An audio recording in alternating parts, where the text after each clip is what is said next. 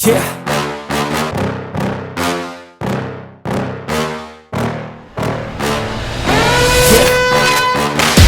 Please tell me that I can't, that I won't, that I fail, that I'll never make it out, yeah.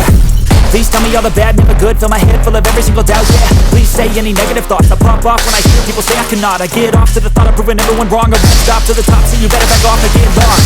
I'ma stay loud, stay proud, never running out, never heading south. I'll be spreading out, call it word of mouth, can't put me down, I'll be getting loud. You can have it doubts, not what I'm about. Hi, എൻ്റെ പേര് അഭിഷേക് എന്നാണ്. ഞാനാണ് rage room അഥവാ break and ചില്ലിൻ്റെ ഓണറാണ്. ഞങ്ങൾ 3 പേരാണ് ഉള്ളത്. ഞങ്ങൾ 3 കസിൻ ബ്രദേഴ്സും കൂടെ സ്റ്റാർട്ട് ചെയ്തിട്ടാണ് ഈ സ്ഥാപനം. സോ നമുക്ക് 3 ആക്ടിവിറ്റിയാണ് ബേസിക്കലി ഇവിടെ ഉള്ളത്. റേജ് റൂം, സോപ്പി ഫുട്ബോൾ, പിന്നെ ഗെയിമേഴ്സ് ലൗഞ്ച്. കേരളത്തിലെ ആദ്യത്തെയാണ് റേജ് റൂം എന്ന് പറയുന്നത്.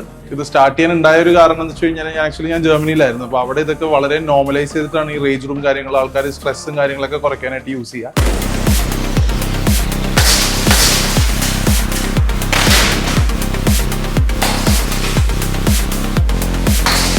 നമ്മൾ ഈ ഒരു ഏരിയ, അതായത് ഇൻഫോ പാർക്ക് ചിറ്റേത്തര ഏരിയ ചൂസ് ചെയ്യാനുള്ള മെയിൻ റീസൺ ഈ IT പാർക്ക് തന്നെയാണ്. കാര്യം ഈ സിറ്റിംഗ് ജോബ് ഉള്ളവർക്കാണ് നോർമലി കുറച്ചും കൂടെ സ്ട്രെസ്സും അവരുടെ വർക്ക് ലൈഫിനകത്ത് കുറച്ചും കൂടെ ബാധിക്കുന്നത്. പിന്നെ നമ്മുടെ ഒരു ഓൾമോസ്റ്റ് ഒരു 80% കസ്റ്റമേഴ്സ് ഫോർ റേജ് റൂം എന്ന് പറയുന്നത് തന്നെ ഗേൾസ് ആണ്. വിമൻ ആണ് കൂടുതലും വരിക. Bank managers, school teachers, professors, അങ്ങനത്തെ കുറെ പേരായിരിക്കും നമ്മുടെ കസ്റ്റമേഴ്സ് വരാനായിട്ട്.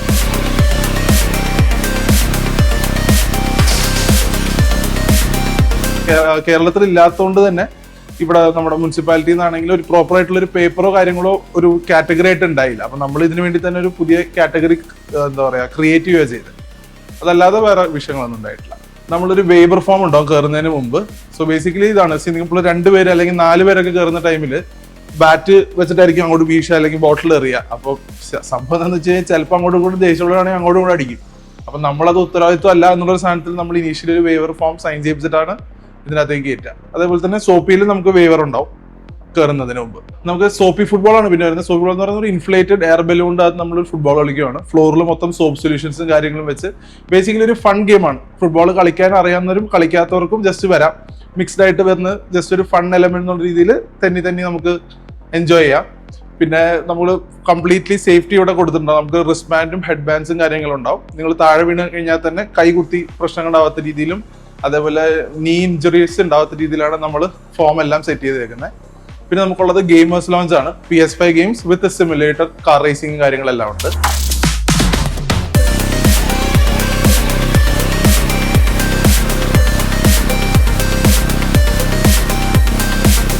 റേജ് റൂമിൽ കയറുന്നതിന് മുമ്പ് നിങ്ങൾക്ക് ആ വേവർ ഫോമിന് ശേഷം നിങ്ങൾക്ക് head to toe full safety gears ആയിരിക്കും ഞങ്ങൾ തരിക. ഹെൽമെറ്റ്സ് ഉണ്ടാവും, അതേപോലെ ഫേസ് മാസ്ക് ഉണ്ടാവും, ഫുൾ ജാക്കറ്റ് കവർഡ് ഉണ്ടാവും, ബൂട്ടും ഉണ്ടാവും.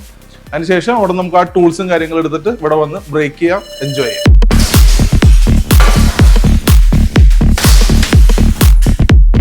ഐ തോട്ട് ഓക്കെ, എന്തെങ്കിലും ഒരു സ്പോർട്സ് റിലേറ്റഡ് സംഭവം ഇവിടെ എറണാകുളത്ത് എന്നെ കൊണ്ട് ചെയ്യാൻ പറ്റും എന്ന് ആലോചിച്ചിട്ടാണ് എൻ്റെ കസിൻ ബ്രദേഴ്സ് ആയിട്ട് ഞങ്ങളൊരു ടീമപ്പ് ആയിട്ട് ഇങ്ങനെ ഒരു റേജ് റൂം എന്നുള്ളൊരു മോട്ടീവിലേക്ക്. അതേപോലെ സോപ്പി, അത് ബേസിക്കലി എൻജോയ്മെന്റ് ആണ്. ഇപ്പൊ ആൾക്കാർക്ക് ഒരു ഹോട്ടലിൽ പോയി അല്ലെങ്കിൽ ഫോർ എക്സാമ്പിൾ ഒരു ബാറിലൊക്കെ പോയിരിക്കുന്നതിനെക്കാട്ടും കുറച്ചും കൂടെ റിലാക്സ്ഡ് ആയിട്ട് അവർക്ക് ഫ്രണ്ട്സ് ഒക്കെ ആയിട്ട് വന്ന് ചില്ല് ചെയ്യാൻ പറ്റുന്ന ഒരു സ്ഥലമാണ് ബ്രേക്ക് ആൻഡ് ചില്ല്.